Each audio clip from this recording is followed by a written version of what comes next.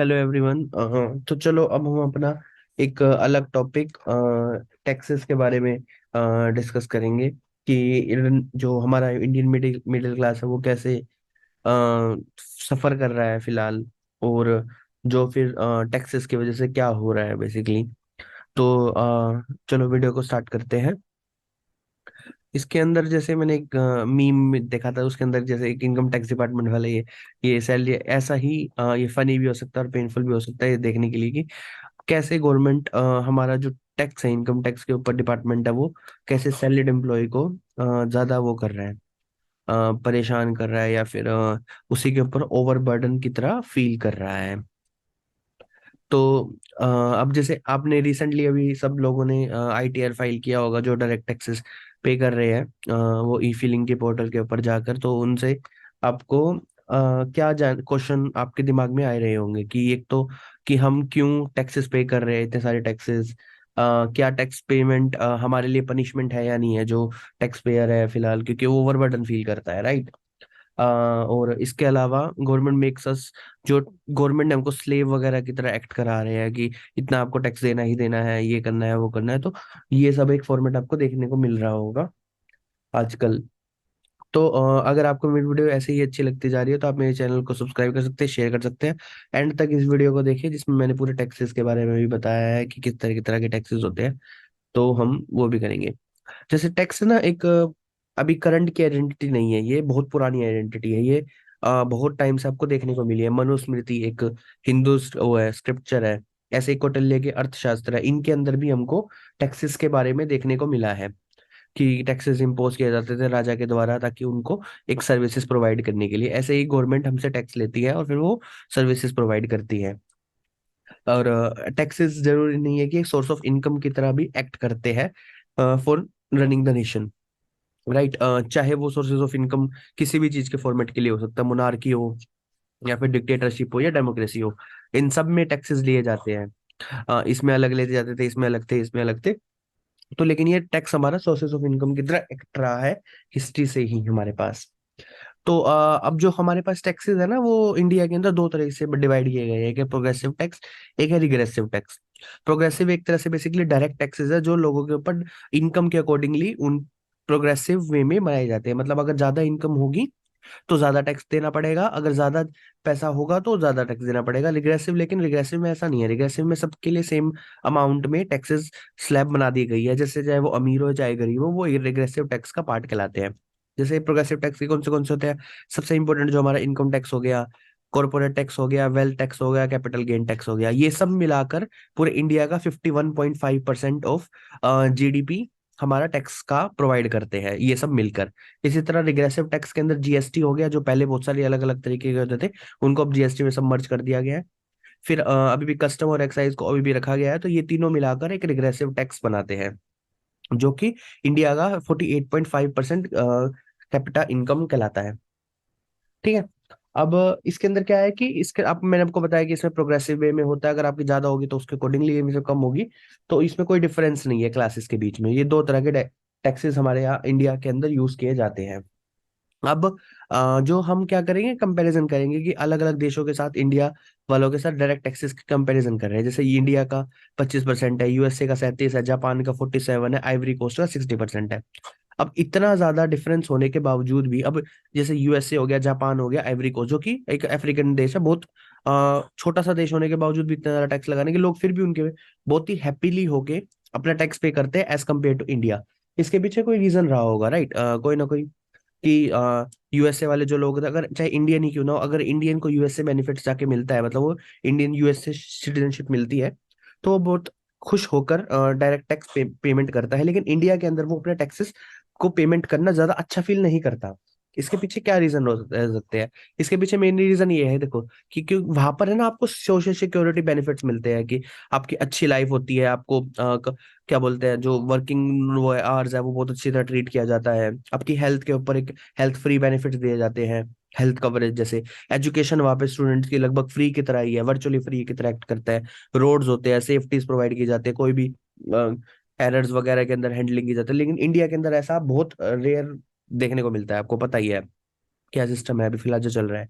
तो ये सब बेनिफिट्स है, इसलिए लोग, जो टैक्स पेयर है, वो अपने आप को ऐसा फील करता है कि मेरे को जितना मैं टैक्स पे कर रहा हूँ उससे एसोसिएटेड मुझे वो बेनिफिट्स नहीं मिल रहे जो कि मुझे दूसरे कंट्रीज में मिल रहे हैं, तो इसलिए लोग यहाँ पर कम हैप्पी फील करते हैं टैक्स भरते हुए। मेन रीजन तो यही है। और सेकंड मेन रीजन है हमारा पॉपुलेशन का, कि ओवरबर्डन की तरह फील करते हैं। हमारे जैसे देश के अंदर पॉपुलेशन 1.7 करोड़ के 1 पॉइंट लगभग 170 करोड़ समथिंग हो चुकी है, और जिसमें से डायरेक्ट टैक्स पे करने वाले जो है सिर्फ 1.7 करोड़ के आसपास है, जो नियरली 1% ऑफ टोटल पॉपुलेशन है। तो अब 1% के ऊपर इतना बर्डन डाल दिया गया है कि वो इतना ज्यादा, आपको मैंने कैपिटा इनकम दिखाया था इसके अंदर की, जो प्रोग्रेसिव है 51% है, उनके अंदर इनकम टैक्स का कितना बड़ा हिस्सा रहा है, और जो सबसे ऊपर है फिलहाल वो, तो वो 1% के ऊपर इतना ज्यादा बर्डन डाल दिया गया है कि ऐसा फील करते हैं कि उन्हीं की वजह से देश चल रहा है। वो ओवर बर्डन फील करते हैं और एक्सप्लॉइट फील करते हैं, क्योंकि उनको ज्यादा टैक्स पेमेंट करने के बावजूद भी उनको उस लेवल के बेनिफिट्स नहीं मिलते, तो इसलिए वे ओवर बर्डन और ज्यादा डिप्रेस्ड फील करते हैं। ये इसलिए इसलिए उनके लिए ना एक टर्म होती है, honesty is the best policy, तो उनके लिए वो चीज एक उल्टी फॉर्मेट चल रही है कि ऑनेस्टी उनके लिए पनिशेस की तरह एक्ट कर रही है।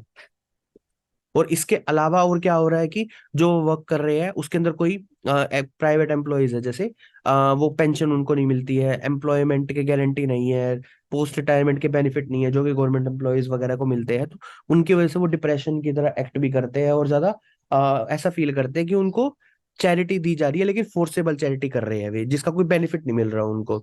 अगर उनको, हम क्या करें, गवर्नमेंट उनको प्रॉपर बेनिफिट्स प्रोवाइड करे जैसे यूएस और जापान में प्रोवाइड किया जाए, तो probably there will be a more chances that कि जो लोग हैं वो ज्यादा फील करेंगे और टैक्स अच्छा पेमेंट की कोशिश करेंगे आगे आने वाले टाइम के अंदर। अब आपको पता ही है ऐसा क्यों है, देखो जैसे जो उनके ऊपर इतना ज्यादा क्यों इम्पोज कर दिया गया है, क्योंकि आपको पता ही है, जैसे देखो क्या आता है कि जो 1.3 करोड़ पॉपुलेशन है जो टैक्स पे कर रही है, सॉरी 7% जो वो है डायरेक्ट टैक्स पे वाले, वो सिर्फ 7% है। अब गवर्नमेंट है, गवर्नमेंट किसको ज्यादा तजव्वुल देगी? 93% वर्ग को, जो कि नॉन टैक्सेबल है, इसलिए उनके ऊपर ज्यादा टैक्स नहीं थोपा जाता, और जो सिर्फ 7-7% वोटिंग होल्डर जो डायरेक्ट टैक्सेस है उनके ऊपर ज्यादा से ज्यादा थोपा जाता है। मेन रीजन ये है उनका थोपने का टैक्स, एक तो ये फील होता है उनको। इसके अलावा उनको एक दो ऐसे एक आरटीआई हुई थी, आरटीआई की रिपोर्ट है कि एग्रीकल्चर के बारे में, कि जो मैं उनकी बात बात नहीं कर रहा कि जो मार्जिनल फार्मर्स होते हैं, मार्जिनल फार्मर जैसे जो लिविंगलीहुड के अकॉर्डिंगली वर्क कर रहे हैं, उनके अलावा जो दूसरे फार्मर्स होते हैं जो हाईली पैसा कमाते हैं, जैसे एक आरटीआई के अंदर मैंने एक रिपोर्ट भी डाली है कि 2016 की आरटीआई के रिप्लाई के अंदर एक बंदों की एक साल की इनकम एक 8 लाख के आसपास भी रही है एवरेज, जो कि बहुत सही है। और किसी किसी की तो 1-1.5 करोड़ के ऊपर भी गई है, तो उनके ऊपर एग्रीकल्चर टैक्स भी लगना चाहिए, एमपीस के ऊपर कुछ टैक्स लगना चाहिए, जो कि एग्रीकल्चर और एमपीज होते हैं वे नो टैक्स बेनिफिट फॉलो करते हैं, जिनकी वजह से और ज्यादा वे जो टैक्स पेयर है वो और ज्यादा फील करते हैं कि हमें को और ज्यादा टैक्स दिया जा रहा है, बल्कि ये जो ज्यादा टैक्स जो ज्यादा अमीर है उनके ऊपर कम टैक्स लगाया जा रहा है। जैसे रिसेंटली भी आलिया भट्ट वाला आपने केस देखा होगा, आलिया भट्ट ने एग्रीकल्चर टैक्स लगा के एक फार्मर बन के इतना सारा टैक्स बेनिफिट लिया उन्होंने। तो ऐसा आपको देखने को फील देखने को मिलता है। तो अब मेरी तरफ से जो सॉल्यूशंस है वो हम इसको हम फॉलो कर सकते हैं कि जीएसटी को ना रैशनलाइज कर दिया जाए, मतलब जैसे जो लग्जरी आइटम है उनको ऊपर अलग टैक्सेस, और जो नॉन लग्जरी आइटम है जैसे शर्ट के लिए एक बटन है, शर्ट के बटन के ऊपर लगभग 18% जीएसटी चार्ज किया जाता है इंडिया के द्वारा। तो उस बटन को हम ना लग्जरी बना के उसको एक, वो बटन एक क्या बोलते हैं लिविंग हुड के बारे में है, तो उसके ऊपर नोट उसके ऊपर बहुत मिनिमल टैक्स चार्ज लगा दिया ताकि उससे क्या होएगा, लोगों को इजीली अच्छा फील करेगा।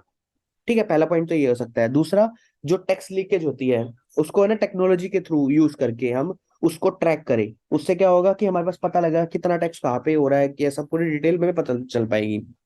और एग्रीकल्चर टैक्स की स्टार्टिंग कर देनी चाहिए, चाहे वो मिनिमम बेसिस पे ही क्यों ना करे, तो वो कर देनी चाहिए मार्जिनल फार्मर्स को छोड़कर।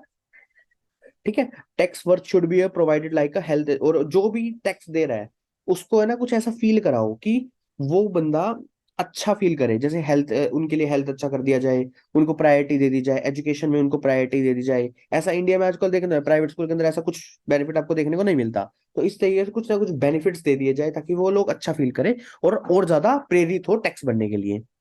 और ट्रांसपेरेंसी रखे कि इस बंदे ने, इन लोगों ने इतना टैक्स दिया है, गवर्नमेंट इतना खर्चा इसके ऊपर लगा रही है, इसके ऊपर। तो ट्रांसपेरेंसी रहनी चाहिए टैक्स पेयर की विद द गवर्नमेंट। तो इससे क्या होगा, लोग और ज्यादा प्रोवाइड अच्छा फील करेंगे और ज्यादा अच्छी तरह से टैक्स प्रोवाइड करना पसंद करेंगे। सिंप्लीफिकेशन ऑफ टैक्सेस, टैक्सेस को सिंप्लीफाई कर दिया जाए कि इतना परसेंट इसका, इतना परसेंट इसका। मैं ये नहीं बोल रहा कि जैसे अश्नील ग्रोवर ने कहा था कि 40% स्टेट कर दिया जाए। मैं ये नहीं बोल रहा कि जैसे अश्विनी को मैंने 40% वाला सेलेक्ट कर दिया था, इससे क्या होगा कि जो 5 लाख वाले मान जो कमा रहा है, उसके लिए सिर्फ लिविंग हुड के लिए 3 लाख बचेगा, जो कि उसमें एजुकेशन भी उसको करना है, हेल्थ बेनिफिट्स भी करने हैं, घर भी बनाना है, कुछ घर के राशन भी लाना है, तो उसको बड़ा कॉम्प्लिकेट हो जाएगा। ऐसा ना करें। तो एक स्पेसिफिक सिंप्लीफाई करें कि लिविंग हुड ऐसा बना सकते हैं, इससे ये बेनिफिट मिल जाएंगे और इतना ही बचा पाएगा, तो उस फॉर्मेट के अंदर भी होना चाहिए। और दूसरा कि है ना, टैक्स रेट इंडिया का बहुत ज्यादा है। जैसे मैंने अब एक डायग्राम भी डाला है जिसके अंदर इंडिया का 42.7% टैक्स रेट है, जो कि बहुत ज्यादा है। राइट, लगभग यूके यू चाइना के आसपास ज्यादा पहुंच रखा है, जो कि बहुत ज्यादा है। राइट, इसको कम करें ताकि लोगों को बर्डन कम फील हो।